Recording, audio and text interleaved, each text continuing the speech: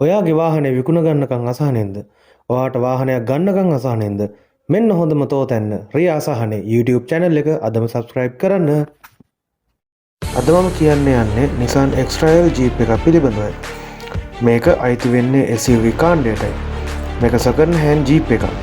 ඒ වගේම මේක engine capacity එක වන්නේ 2000 cc. මේක automatic transmission වාහනයක්. ඒ වගේම මේක නිෂ්පාදිත වර්ෂය ලෙස දක්වා තිබෙන්නේ 2005 වර්ෂයයි. මේ වන විටත් මේ වාහනය කිලෝමීටර් 1,19,000ක් පමණ ධාවනය කරලා තියෙනවා.